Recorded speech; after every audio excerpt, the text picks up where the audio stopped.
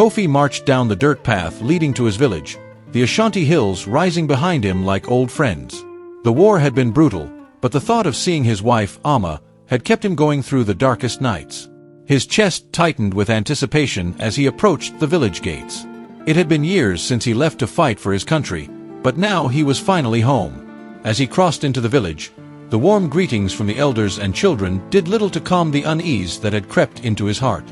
Something felt different. Faces that once smiled now seemed to carry an unfamiliar tension. He hurried toward his small compound, eager to be reunited with Amma, but a strange silence greeted him when he entered his home. Amma wasn't waiting for him as he had imagined. Instead, the village women exchanged worried glances as Kofi asked after his wife. When Amma finally appeared, Kofi's breath caught in his throat. She was heavily pregnant, her belly swollen under her simple cotton dress.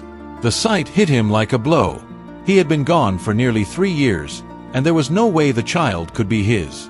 His joy at returning home evaporated, replaced by confusion and anger. Amma stood before him, her eyes downcast, unable to meet his gaze. "What is this, Amma?" Kofi's voice trembled. She remained silent, her fingers nervously fidgeting with the hem of her dress. Before Kofi could demand an answer, an elder woman stepped forward. "Kofi, we need to talk," she said, her tone grave. The woman led him outside, away from the curious eyes of the villagers, and revealed the unthinkable. Amma had been impregnated by the village's Catholic priest, Father Kwame. Kofi's heart pounded as he tried to absorb the elder's words. Father Kwame was a trusted figure in the village, a man revered for his piety and wisdom. How could such a betrayal happen under his watch? Rage burned through Kofi's veins, but beneath the anger was a deep well of pain. He had sacrificed so much, fought in a war, risked his life, all for the promise of coming back to Amma, and now this? Amma finally spoke, her voice barely above a whisper. "Kofi, I never wanted this. It just happened." Her explanation, if it could even be called that, felt like a dagger to his chest. Kofi clenched his fists, torn between screaming in anger and collapsing under the weight of his emotions. The village, already abuzz with whispers, seemed to close in on him. His pride and his marriage lay in tatters, and he was unsure how to move forward. The next day, Kofi sought out Father Kwame at the village church, unable to contain his fury. The priest, a man once seen as the embodiment of virtue, greeted him with a solemn expression. There were no excuses, no denials. Father Kwame admitted to the affair with Amma, claiming it was a moment of weakness. "I have failed in my duties, Kofi," he said, lowering his eyes. "I am deeply ashamed." Kofi's hands trembled with the urge to strike the man before him, but something stopped him.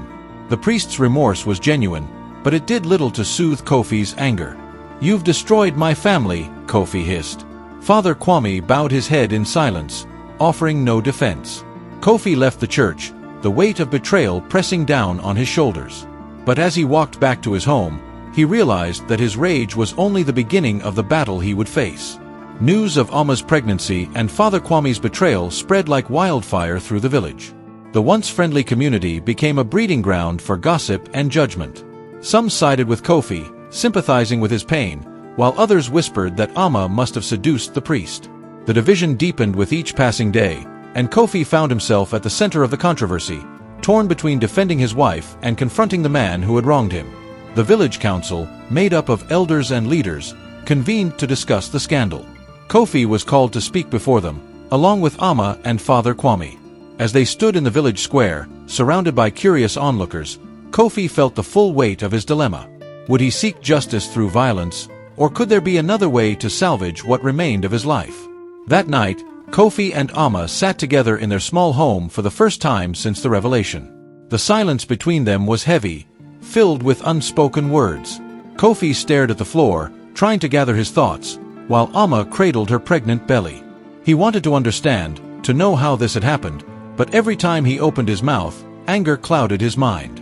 Amma finally broke the silence. "I know I've wronged you, Kofi, but I never stopped loving you. I was lonely. I thought you might never come back." Her words pierced Kofi's heart. He had fought so hard to survive, to return to her, and yet she had given up on him. But as he looked into her eyes, he saw the depth of her regret. Kofi knew that the road ahead would not be easy, but a part of him wondered if their love could survive this.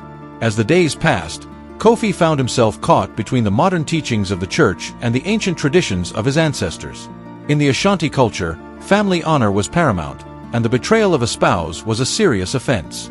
The village elders reminded him of the old ways, where such dishonor was often met with exile or retribution. But the church preached forgiveness and redemption. Kofi wrestled with these conflicting ideals. He sought guidance from the village's traditional healer, who urged him to reclaim his honor through a ritual cleansing of his household. "Your ancestors are watching, Kofi. You must act, or they will curse your bloodline," the healer warned. But deep down, Kofi questioned whether revenge was truly the answer. Would punishing Amma or Father Kwame bring him peace, or would it only deepen the wounds? Amma's pregnancy progressed, and with each passing day, the village's judgment weighed more heavily on her. She became an outcast, shunned by many of the women she once called friends. Desperate for reconciliation, she pleaded with Kofi to forgive her. "I know I've made a terrible mistake," she said, tears streaming down her face. "But I need you, Kofi. Our child needs you." Kofi was torn. He still loved Amma, but the pain of her betrayal was a wound that refused to heal. Could he raise a child that wasn't his, a constant reminder of what had been done to him? The village's expectations hung over him like a cloud, but Amma's words stirred something deep within him. Perhaps, beneath all the anger and hurt, there was still a chance for them to rebuild their lives together. After weeks of deliberation, the village council reached a decision. Father Kwame would be removed from his post and sent away to another parish, far from the village. It was a compromise that satisfied neither Kofi nor the villagers entirely, but it was the only solution that avoided bloodshed. Kofi stood in the village square as the council delivered its verdict, watching as Father Kwame bowed his head in shame. The village elders urged Kofi to accept the council's ruling and move on, but deep inside, Kofi's heart still ached with unresolved feelings. The council had spoken, but the path to peace remained unclear. Would banishing the priest be enough to heal the wounds, or was there more that Kofi needed to do to reclaim his honor and his family? With Father Kwame gone, Kofi turned his focus inward. He began seeking the advice of the village elders, who taught him the value of forgiveness, not just for others, but for himself. Forgiveness was not a sign of weakness, they said, but a step toward healing. Kofi took their words to heart, but it wasn't easy. Every day, he was reminded of what had happened, of the trust that had been shattered. Amma, too, was on a journey of redemption. She worked hard to regain Kofi's trust, offering him her love and support as they both tried to navigate the difficult road ahead. They knew that rebuilding their relationship would take time, but together, they began the slow process of healing. Kofi found an unexpected ally in one of the village's most respected elders, Nana Ya. She was a wise woman known for her deep understanding of both the old ways and the teachings of the church. Nana Ya took Kofi under her wing, offering him guidance and wisdom. "The heart is a battlefield, Kofi," she said one evening as they sat under the stars. "You must fight for your peace, just as you fought in the war." With her help, Kofi began to see his situation in a new light. The betrayal had wounded him deeply, but it did not have to define his future. Nana Ya's teachings gave him the strength to consider forgiveness, not just for Amma, but for himself. She reminded him that the weight of anger and resentment could destroy him just as easily as any battle he had fought in the war. "Peace is a choice, Kofi. You have to choose it, even when it's hard." Kofi spent more time reflecting on Nana Ya's words. He understood that his struggle was not just about Amma's betrayal, but about how he would live his life moving forward. He had survived the war and returned to his home, but now he had to survive the emotional turmoil that came with it. Slowly, he began to open his heart to the idea of forgiveness, though he knew it would not come overnight. Amma noticed the gradual shift in Kofi. While he was still distant, his anger had softened, and he no longer lashed out at her with harsh words. She took small steps to show her devotion, from preparing his meals to helping around the village, trying to show that she was committed to making things right. Kofi appreciated her efforts, but trust was something that would take much longer to rebuild. One evening, as they sat by the fire, Amma reached for Kofi's hand. For the first time since his return, he didn't pull away. "I know I've hurt you deeply," she said, her voice trembling. "But I believe we can heal, Kofi. If you're willing to try, I'll be here, always." Kofi remained silent, staring into the flames, but something inside him stirred. Maybe, just maybe, they could find their way back to each other. Ama's labor began in the middle of the night, and the entire village was soon buzzing with the news. Despite the circumstances of the pregnancy, the arrival of a child was always a significant event in the village. As the women gathered to assist Ama, Kofi paced nervously outside their home. He had prepared himself for this moment, but now that it was happening, he wasn't sure how he felt. The baby's cries pierced the stillness of the night, and Kofi's heart raced. When the women finally brought the child to him, he hesitated before looking down at the small, innocent face. It was a boy, with Ama's soft features and deep, dark eyes. Kofi's emotions were a confusing mix of love, pain, and uncertainty. Though the boy was not his by blood, he couldn't help but feel a sense of responsibility for the child. He knew that how he treated this boy would define his future and his legacy. In Ashanti tradition, the naming of a child is a sacred event. Kofi and Ama prepared for the ceremony with mixed feelings. The village elders would attend, along with family and friends, but there were still those who whispered about the child's true parentage. Kofi had to decide if he would publicly claim the child as his own or let the village know that Father Kwame was the boy's biological father. On the day of the ceremony, the village gathered around as the elders performed the rituals. Kofi held the baby in his arms, feeling the weight of the decision before him. When the time came to name the child, he spoke clearly. This boy's name will be Kwabena, son of Kofi and Ama. His declaration was met with murmurs of surprise, but Kofi stood firm. By giving the boy his name, Kofi had chosen to embrace the child, regardless of how he had come into the world. Though the village had accepted Kofi's decision to name Kwabena as his own, the path to forgiveness was still difficult. Kofi often found himself struggling with internal conflicts. Some nights, the weight of the betrayal felt like a stone on his chest, threatening to crush him. He loved Ama, but trusting her again seemed almost impossible at times. The child, too, was a constant reminder of the pain he had endured. Kofi visited Nana Ya frequently, seeking her counsel. Forgiveness is not something you give once, Kofi. It's something you choose every day, she reminded him. You will have to choose it over and over until the pain no longer rules your heart. Kofi knew she was right, but it was still hard. He wanted to forgive and move on, but the scars ran deep. Still, each day he took a step forward, trying to live up to the man he wanted to be. Ama had not forgotten the gravity of her actions. Every day, she worked to show Kofi that she was committed to their marriage and their family. She helped raise Kwabena with love and tenderness, and she supported Kofi in any way she could. The village women, who had once shunned her, began to soften, seeing her efforts to make amends. Slowly, Ama started to regain her place in the community. One afternoon, Ama approached Kofi in the fields, where he was working. "I've been thinking about everything, Kofi," she said quietly. "I've wronged you, and I know that forgiveness isn't something I can demand. But I'll spend the rest of my life trying to make things right, if you'll let me."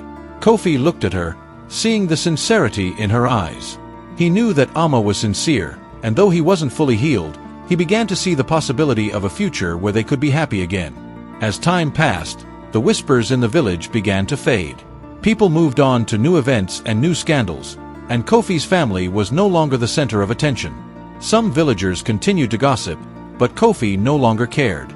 He had made peace with his decision to stay with Ama and to raise Kwabena as his own. His focus shifted toward building a better life for his family, and the village slowly accepted their reconciliation. Kofi and Ama began to live more openly, no longer hiding from the judgment of others. They attended village gatherings, worked the land together, and embraced the new chapter of their lives. The village might not forget what had happened, but Kofi had learned that the opinions of others were less important than the peace he sought within his own heart. Years passed, and life in the village settled into a new rhythm. But one day, news arrived that Father Kwame had returned to the region. He had been assigned to a nearby town and was offering to visit the village to make amends for the harm he had caused. Kofi's heart sank at the news. Though he had worked hard to forgive, the thought of facing the man who had caused so much pain filled him with unease. Ama, too, was troubled by the news. "What should we do?" she asked Kofi. "Should we let him come?" Kofi didn't have an answer right away. He knew that forgiveness was important, but seeing Father Kwame again would stir up old wounds. After days of reflection, Kofi decided that it was time to face his past once and for all. "Let him come," he said quietly.